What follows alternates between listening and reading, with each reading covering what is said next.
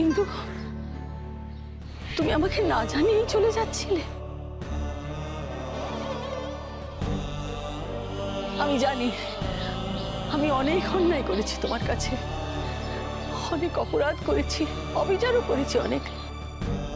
সেই সবের শাস্তি নেব বলে আজ তোমার কাছে আমি ছুটে এসেছি। তোমাকে আমার শাস্তি না দিয়ে তুমি চলে যাবে ইন্দু?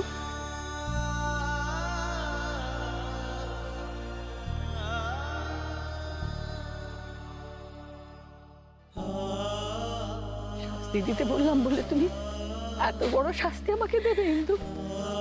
তুমি জানো তোমার চোখে জল আমি সহ্য করতে পারি না।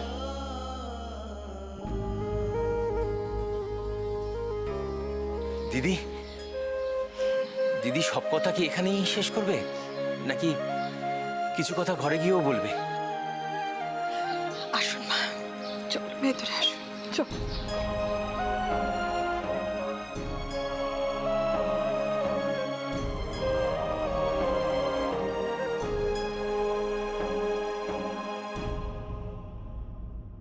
এতে আবার নতুন করে দেখার কি আছে? ছোট মাকে আমাদের থেকে বেশি ভালো করে আর কে জানে? সেই জন্যই তো বলছি, ছোট বাইরে থেকে যতটা কঠিন, ভেতরে ঠিক ততটাই নরম।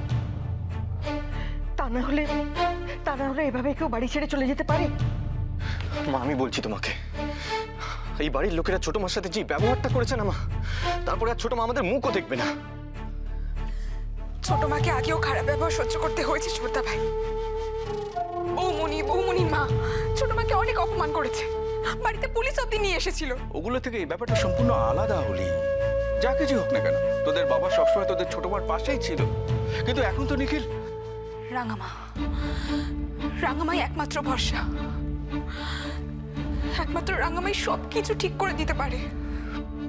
তোর কি মনে হয় অলি, যে বৌরানীর কথা ছোট মা কোনোদিনও ফেলেনি, তাকে যখন ফিরিয়ে দিয়েছে রাঙামার কথা ছোট মা শুনবে না? আমি আমি আমি কিছু বুঝতে পারছি না, আমি কিচ্ছু বুঝতে পারছি না। দেখো ব্রো, সবকিছু শুনে এটা আমি বুঝতে পারছি যে ইন্দিরা খুব রিজিড হয়ে গেছে নিজের জায়গায়। এখানে প্রবলেমগুলো বুঝতে পারছি ঠিকই, কিন্তু কিন্তু জোর করার জায়গাটাও তো নেই। চোখের সামনে কত কি না সহ্য করেছে মেয়েটা। আর যে আসল দোষী, যার পাপের বোঝা ছোট এতদিন ধরে বয়ে এসেছে, তাকে দেখো হঠাৎ করে এসে ছোট জায়গা জুড়ে বসে আছে।